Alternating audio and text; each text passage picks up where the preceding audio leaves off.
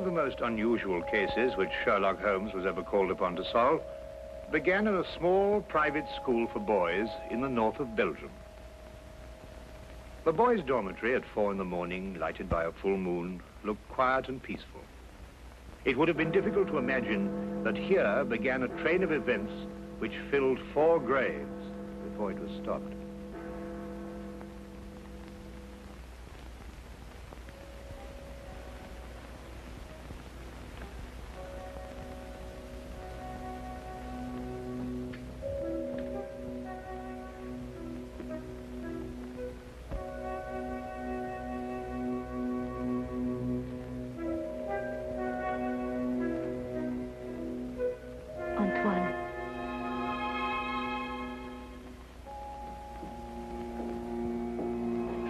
Antoine.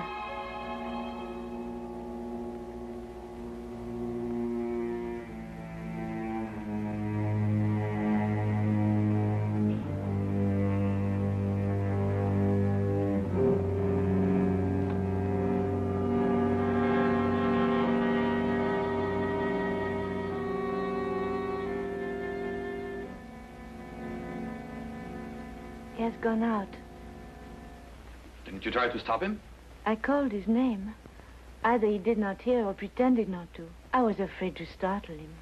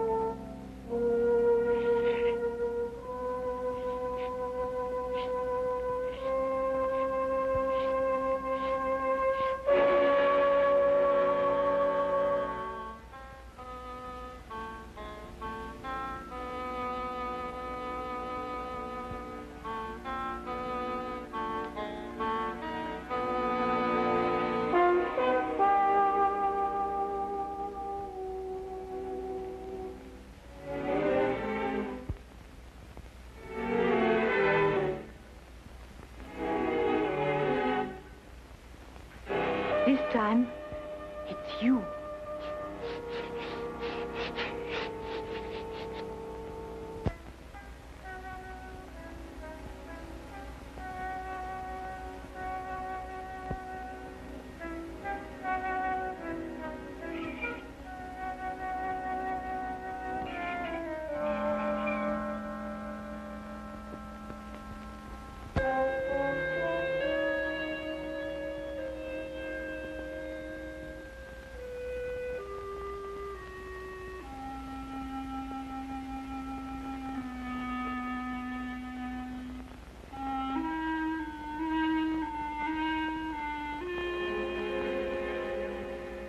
Monsieur Caron, is there nothing wrong?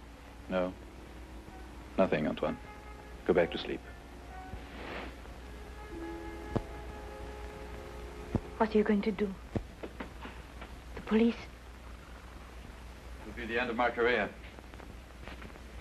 We'll have to close the school. Send the boy away? Would that stop it? I suppose not. It's horrible. 3 deaths in 3 months. Each one foretold by the writing on the church steps. I still think the police... No. But your own life. I've never felt in better health. And if I'm careful to keep out of drafts and avoid falling downstairs. How can you joke at a time like this?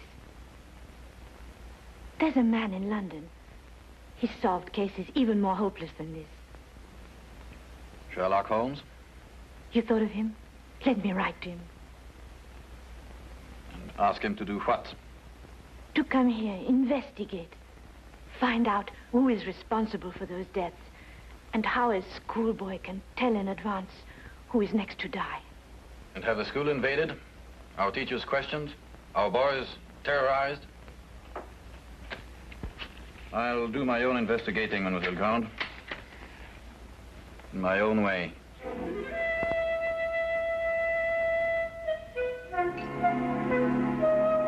Some weeks later, a letter arrived at Baker Street. Holmes read it over once to himself and then aloud to me. Dear sir, it will be a source of eternal regret to me that I allowed myself to be dissuaded from writing to you sooner, Mr. Holmes.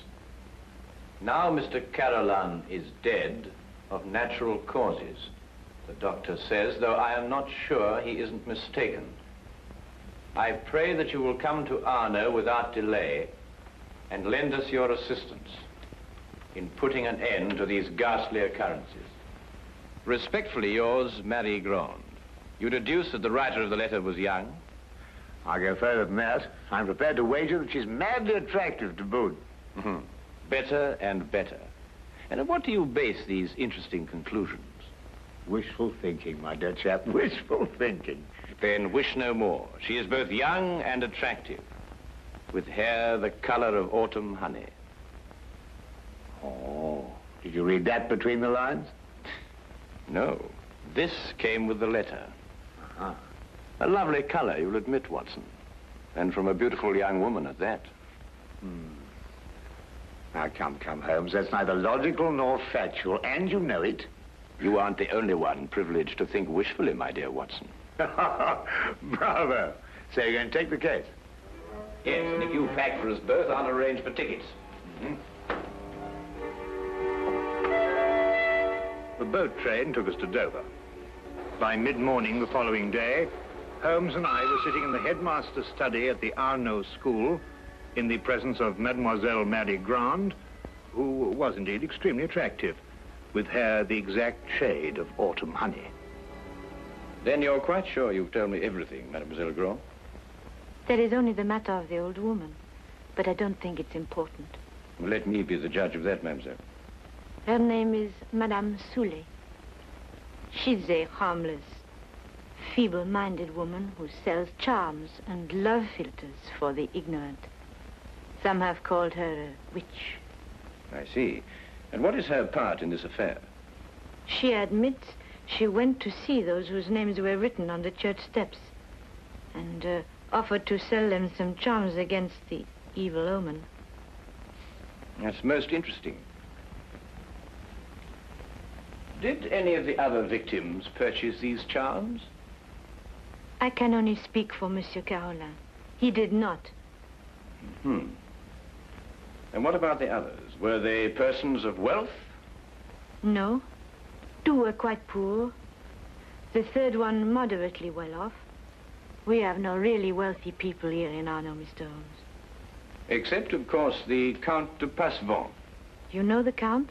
No, indeed. I only happened to pass a carriage on the way boasting his coat of arms. However, I should like to have a word with this Madame Soulet, if that can be arranged. You have only to go to her house. It's on the edge of town, on the North Road.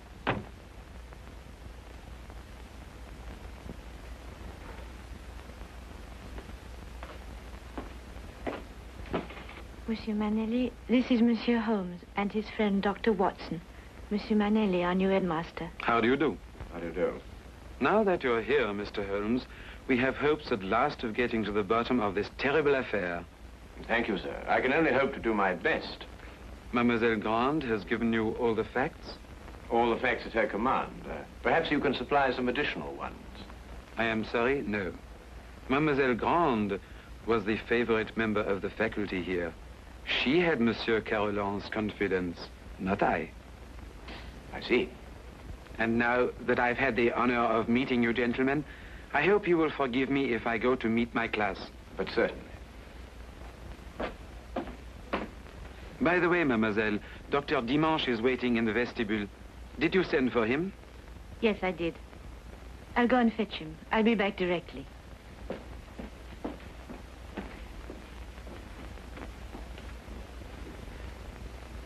But the boy, Holmes, the boy, you hadn't asked to see the boy. The boy can wait, Watson. Yes, but why? Surely he's the most significant part of it. No, because he did the writing on the church steps. Why, yes. Well, I suppose in that case you'd say that the chalk also had significance. No, that was just an instrument. Precisely, my dear Watson. Precisely.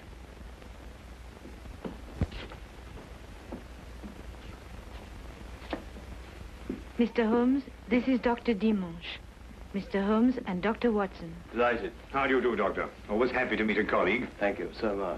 I hope I haven't kept you waiting. I came as soon as I got Mademoiselle's message. Won't you sit down? Thank you. Mademoiselle Grant tells me that you're the physician who attended Monsieur Carolan shortly before he died. Yes. My last examination of him gave me no hint of what was coming. I see, and yet you're positive he died of natural causes. There's no doubt about it. I believe 3 other persons died recently in Arno, shortly after their names appeared on the church steps. Did you attend them also? Arno is a small town. I'm fortunate or unfortunate enough to be the only doctor here. Previous to your present fortune, or misfortune, you practiced in Paris, I understand. I see Mademoiselle Grant has briefed you well. I told nothing of your past, Doctor. Then how do you know? Well, you dress with the flair of a Parisian. And if you've been living here any length of time, I should imagine you would have acquired a more homespun costume. I might have ordered these from Paris. On the income of a country physician. What do you think, Dr. Watson? Hardly likely, Holmes. Capital, Mr. Holmes. Your powers of deduction have not been overrated. But you didn't ask me here to discuss my clothes or my income. How can I help you? Dr. Dimanche, of what exactly did Monsieur Carolan die? Heart failure. Were you carried out a post-mortem? There's no need. The signs were obvious. I see. And you saw nothing suspicious, either in the case of Monsieur Carolan or of the other victims? Not one thing, Mr. Holmes. That's interesting. Perhaps you'd care to put forward a theory of your own as to the connection between the prophecies and the deaths. I have no theory. The explanation lies either in the most extraordinary combination of coincidences or in some sort of prevision on the part of the boy, Antoine. Do you believe in prevision or telepathy? Years ago, my professor at Salpêtrière did suggest there might be something in it. For myself, I don't know. I neither affirm nor deny. Then I believe you can tell me nothing more for the present, Dr. Dimanche. Don't hesitate to call on me again. No, I must go back to my surgery. I may have a patient waiting. You never can tell. I'll be here early tomorrow afternoon for the monthly examination, mademoiselle.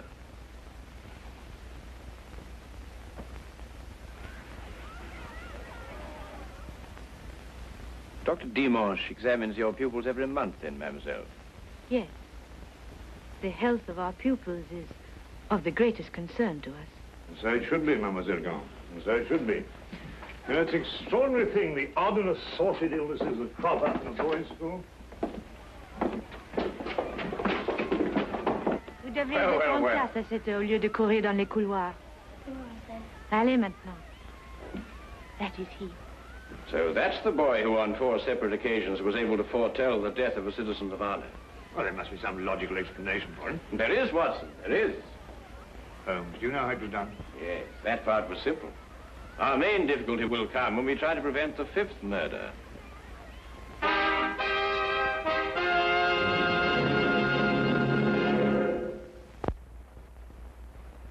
Turn to the case of the deadly prophecy. The church on whose steps the deadly prophecies were written stood less than 100 yards from the school. I had supposed that Holmes, with his usual attention to detail, would want to examine it thoroughly, but once again he surprised me. He did not stop. And I had a fair guess that perhaps he wanted to have a little talk with a certain Madame Soulet. Come in. Madame Soulet? Come in, come in. I was expecting you. I thought you would be. Sit down. Thank you. Do you know why I've come to see you? For help, naturally. Score one to her, Holmes.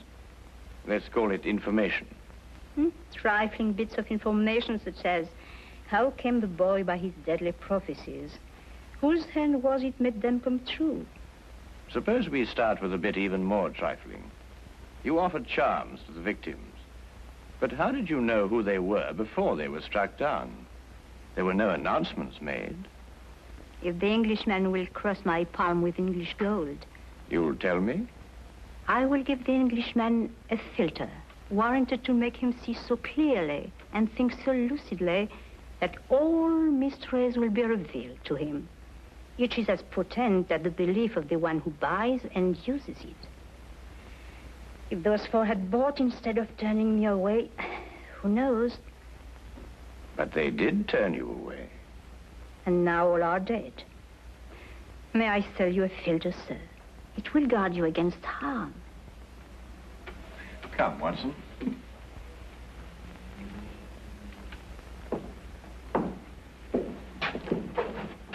Good day, Madame Soulet. You are a wise man. You say little and listen well. Good day to you, sir.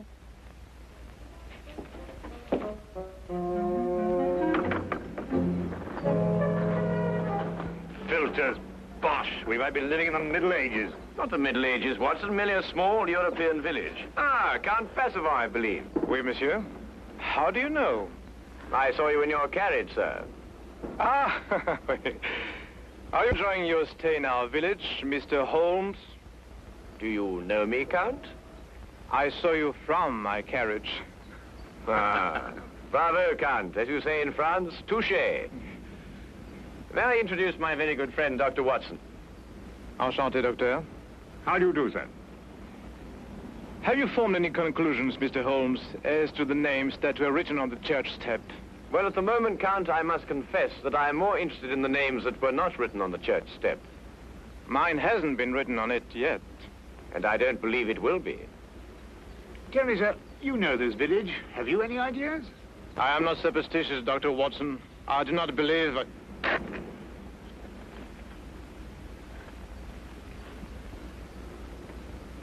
You're not superstitious, Count? Madame Soulet's filter, at least, can do no harm. Good day, monsieur. Good day. There were a few points about this case which Holmes thought could best be cleared up in Paris. He had asked me to go alone, as the following night there would be a full moon, and he wanted to stay in Arno to be on hand, just in case.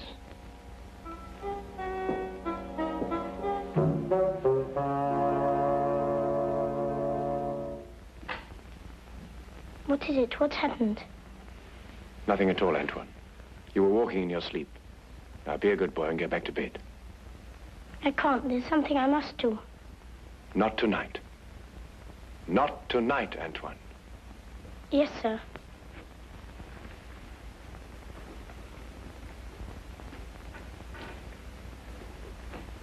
What does it mean? It means that nothing further will happen tonight. Sleep well, Mademoiselle Grand.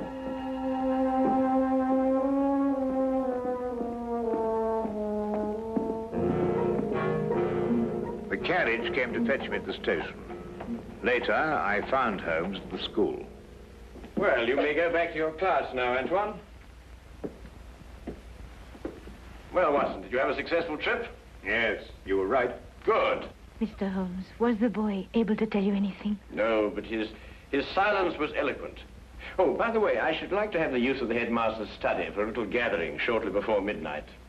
You'll name the murderer? No, he will name himself.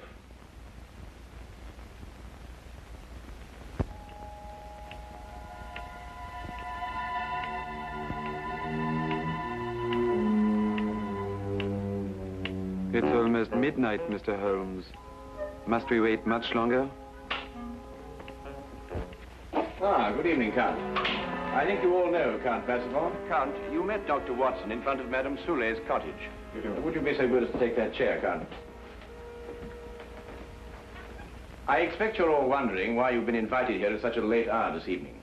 Well, we are concerned with the murder of Monsieur Carolan and of 3 other citizens of Arno before him. Mr. Holmes are sure they died natural death. I happen to believe that they were murdered. Now, the question is, with what motive?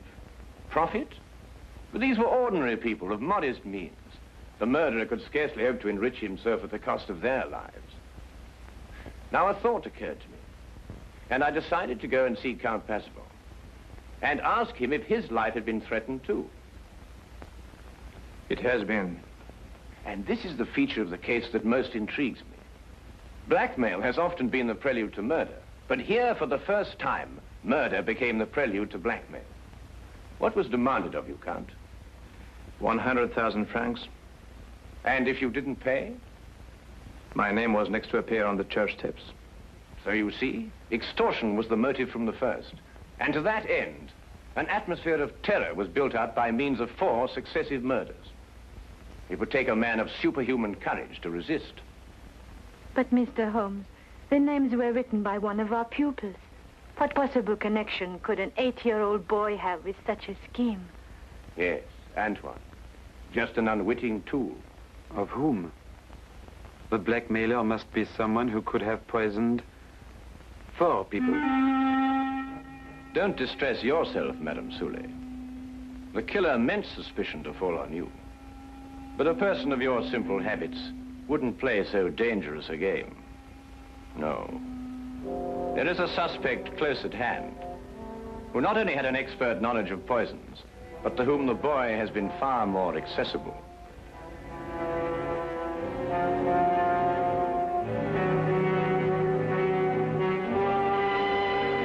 Accessible regularly once a month. This suspect was once a pupil of Dr. Charcot, who lectured on hypnotism at Salpêtrière Hospital in Paris. It would have been as easy for him to send Antoine on his monthly errands as to wind up a mechanical toy. Dr. Watson. Yes? Yesterday in Paris, you made certain inquiries into the character and education of this suspect. What did you discover?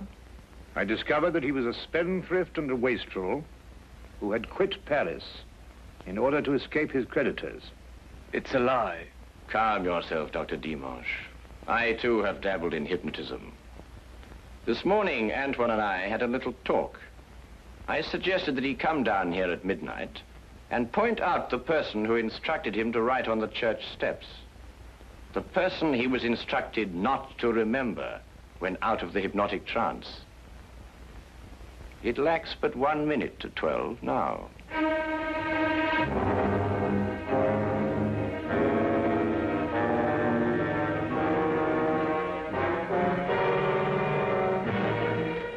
Stay where you are, all of you. Don't be a fool, Doctor.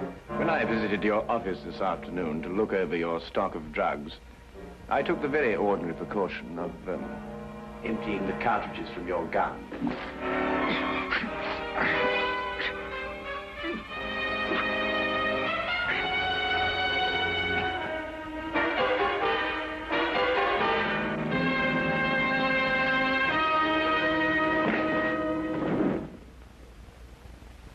Should we wait for the boy to make the identification, Mr. Holmes? Mademoiselle, Mr. Holmes's deductions are always completely truthful and completely accurate.